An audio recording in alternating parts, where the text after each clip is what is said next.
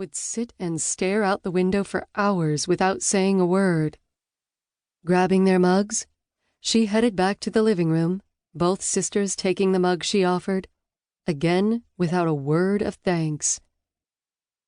"You know, Adara, you need to leave this place," Amber said, leaning back into the couch. Adara sighed. "And why is that?" "Because there is nothing out here. Come back to New York with us. There are plenty of men with money who can provide everything you need." Taking a sip from her own mug, Adara was not surprised at their reasoning. Her sisters had complained non-stop since they moved here just over 2 years ago, and wailed every day about the things they used to have. Granted, they did have nice things back in the city. New cars, the finest clothes, and plenty of money. But then it was gone. "I won't leave Dad here by himself. Besides, you know I'm not going to marry some guy for money, or any guy for that matter." Jewel laughed, Amber joining her. "Oh, well, pardon me.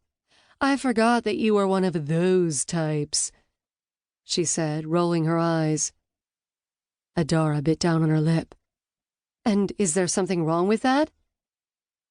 "Besides it being odd, yes, there is. It's what caused Mother to die, did it not?" Jewel said with a sneer. Adara tugged at the end of her t-shirt, tears rising up from her heart into her eyelids, the words sharper than any sword, its piercing deep. "That's not what caused her to die," she choked out.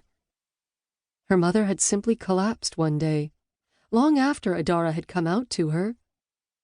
Yet her sisters blamed Adara until this very day. It had been 7 years since she passed, and Adara missed her as much today as she did then.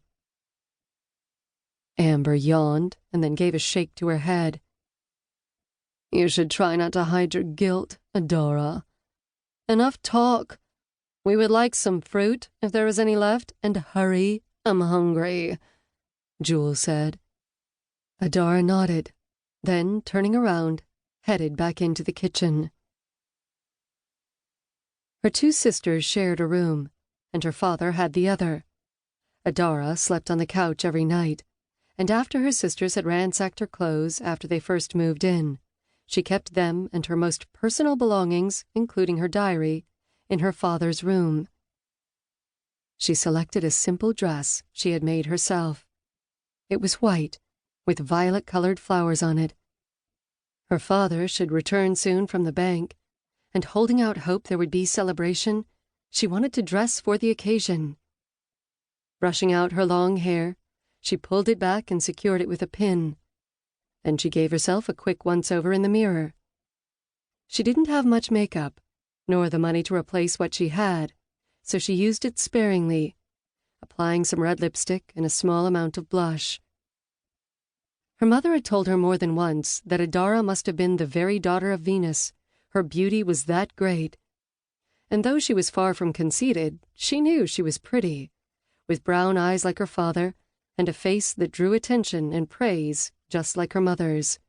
Of course, Amber and Jewel had told her nonstop since she was a child that she was grotesque. But she didn't believe them, most of the time at least. She heard the sound of the old truck with no muffler, and with joy in her heart, headed out to the living room. Her sisters had changed as well, each wearing the same denim shorts, which were cut too short, or so Adara thought. They would be ticketed for indecent exposure one day. "Why are you wearing the tablecloth?"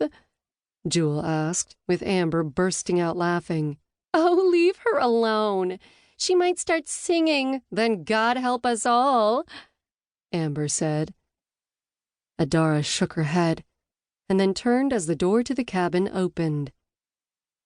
Her father was in his mid-40s, though the stress of the last few years had not been kind to his handsome face.